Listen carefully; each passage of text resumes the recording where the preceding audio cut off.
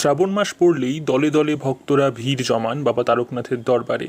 কত যে অলৌকিক ঘটনা ছড়িয়ে আছে এই মন্দিরকে কেন্দ্র করে তার কোনো ইয়ত্তা নেই। লোকমুখে প্রচারিত সেই সব কথা শুনলে আপনার গায়ে কাঁটা দিতে বাধ্য। তাহলে চলুন শুরু থেকেই আপনাদের শোনাই সেসব গল্প। পশ্চিমবঙ্গের হুগলি জেলার তারকেশ্বরে অবস্থিত বাবা তারকনাথ শিবের মন্দির। এই বিখ্যাত শিব মন্দিরটি তারকনাথ মন্দির নামে পরিচিত। এই মন্দিরে স্বয়ং অধিষ্ঠান করেন বাবা তারকনাথ। কোনো পুরাণে কিন্তু এই মন্দিরের উল্লেখ পাওয়া যায় না। তবে কিভাবে খুঁজে পাওয়া গেল এই মন্দির বলছি। বাবা তারকনাথের মন্দির খুঁজে পাওয়া যায় এক অলৌকিক ঘটনার মাধ্যমে।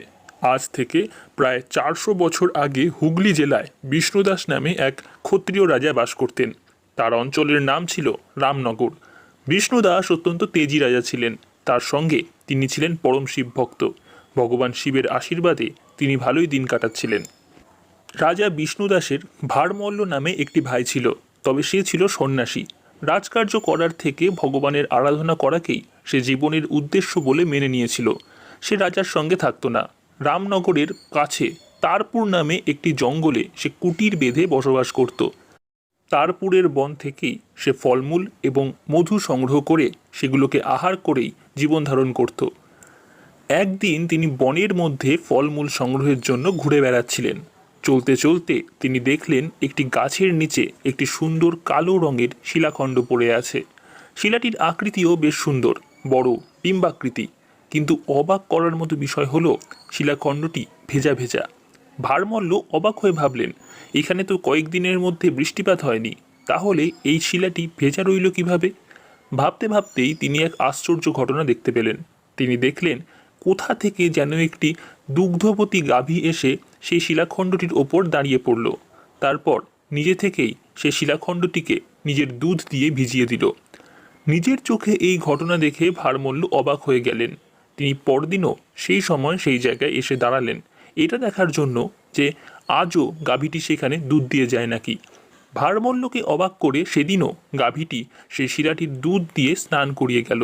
ভারমল্ল বুঝতে পারলেন গাভীটি রোজই এসে স্নান করিয়ে যায় এখানে। তিনি তখন সেই ঘটনাটি তার দাদা বিষ্ণুদাসকে বিস্তারিত বললেন। বিষ্ণুদাস এই ঘটনা শুনে অত্যন্ত আশ্চর্য হয়ে গেলেন।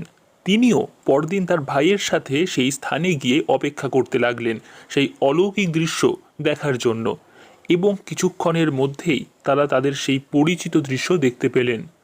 একটি অপার্থিব সুন্দর গাভী এসে তার দুধ দিয়ে স্নান করিয়ে দিচ্ছে শিলাটিকে।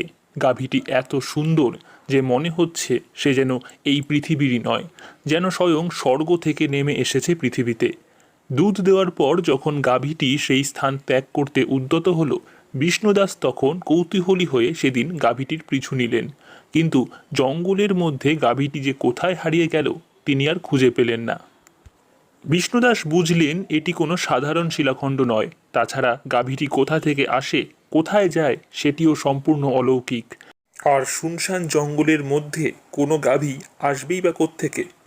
তিনি তখন সেই শিলাটিকে নিজের প্রাসাদে নিয়ে গিয়ে পুজো করার মনস্থির করলেন। তিনি ঠিক করলেন রামনগরে নতুন মন্দির প্রতিষ্ঠা করে তিনি শিলাটিকে পুজো করবেন। কিন্তু আবার অলৌকিক ঘটনা।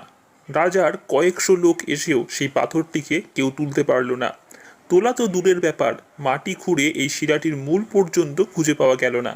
হতাশ হয়ে রাজা বাড়ি ফিরে গেলেন। কিন্তু সেই দিন রাতেই বিষ্ণুদাস এক অদ্ভুত স্বপ্ন দেখতে পেলেন। স্বয়ং মহাদেব তার স্বপ্নে এসে বিষ্ণুদাসকে বললেন, আমি তারকনাথ, আমি জীবের রক্ষাকর্তা, মহাদেবের আরেক রূপ। আমাকে এখান থেকে সরানো সম্ভব নয়।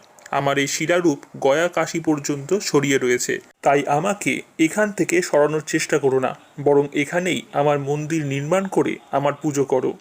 স্বপ্নাদেশ পেয়ে রাজা বিষ্ণুদাস স্তম্ভিত হয়ে গেলেন। তিনি পরদিনই বন পরিষ্কার করে মন্দির নির্মাণে হাত দিলেন।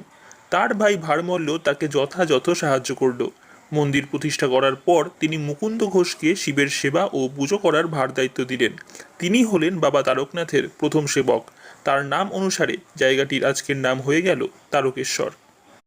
এই অলৌকিক ঘটনায় মন্দিরটি খুব তাড়াতাড়ি মানুষের পরিচিতি পায়। দলে দলে ভক্তরা আসতে শুরু করেন বাবা তারকনাথের মাথায় জল ঢালতে।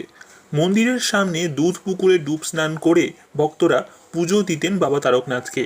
ভক্তদের থেকে পাওয়া তথ্য অনুযায়ী দুধ পুকুরে ডুব দিয়ে স্নান করে ভক্তি ভরে বাবার মাথায় জল ঢাললে বাবা কাউকে খালি হাতে ফেরান না।